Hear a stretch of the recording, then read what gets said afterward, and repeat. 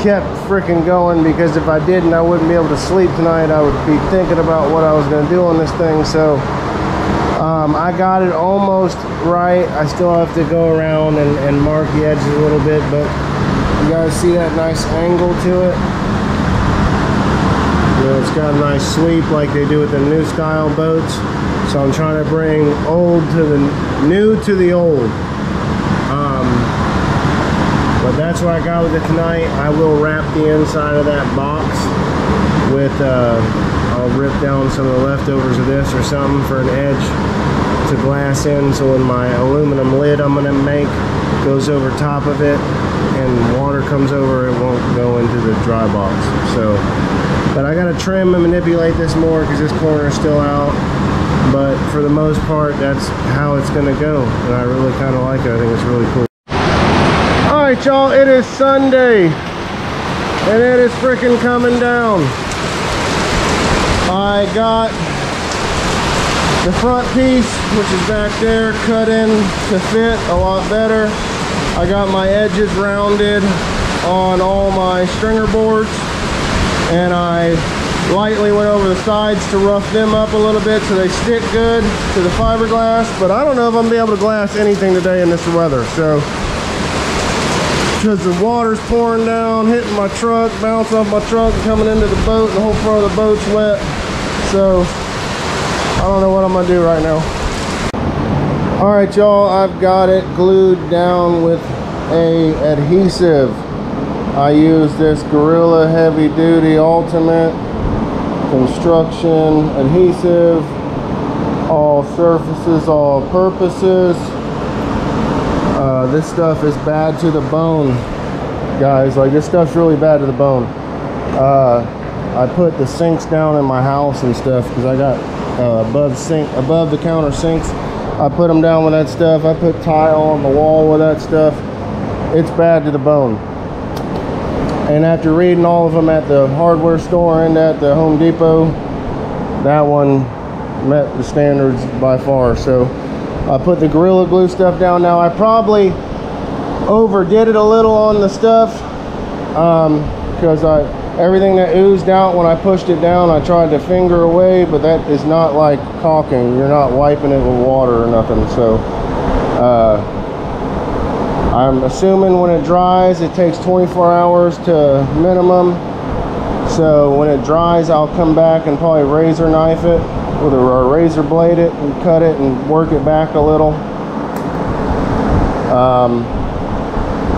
Again, guys, I'm not a glass man. I might be doing this completely wrong. The first 3 times I did stringers, I actually put a bunch of chop strand into where I cut my old stringers out because they were right, and put some resin down and glassed the stringers, pushed the wood down into the chop strand with resin I put down in a jig similar to this, and that's how I used to do them.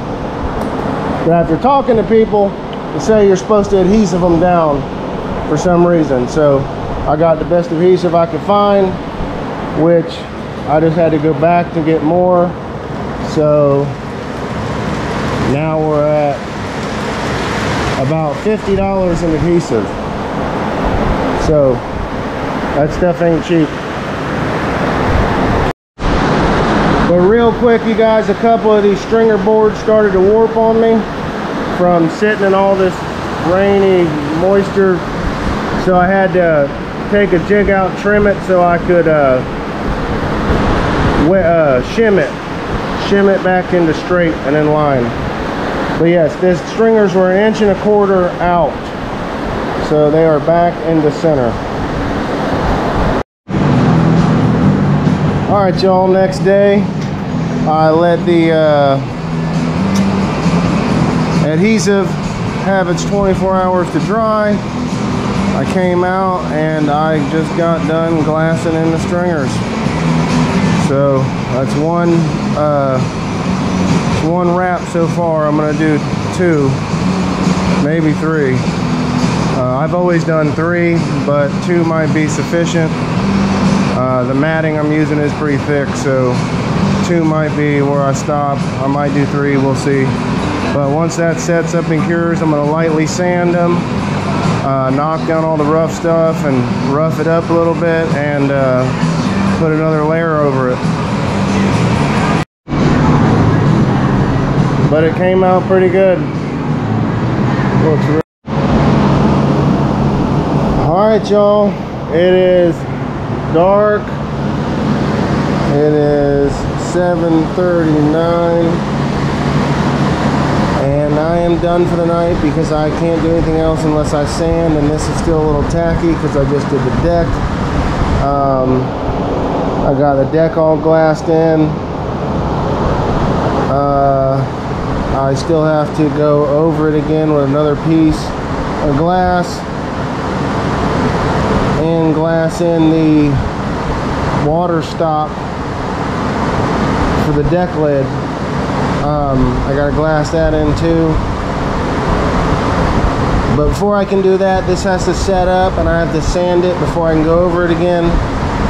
And I gotta sand the stringers, and I want to go over those one more time too. But again, tomorrow we'll be back at it, trying to save this old hull. I don't even know what year it is. It might be an 80s, it might be a 70s, it could be a 60s model hull. I have no idea. I just know it's an old Apache hull. My dad had several of these things. And with how I did the bottom and set the bottom up also, guys, the bottom is completely flat. It is perfectly flat. I don't know if pictures or this video camera does it any justice, but it is very flat. Very flat. Alright, y'all, it is the next day. This morning I glassed in my water stopper for my deck lid. I don't know what the name that thing is, but it stops the water from going in your deck lid. So I sanded all the stringers, and in between the stringers again, for the next coat to go over the next sheet of glass. And then but I'm about to wipe it all down with acetone. So that's where I'm at with it right now. I even sanded my old exhaust hole pieces that are in there that are going to be gone because I'm going to glass them away.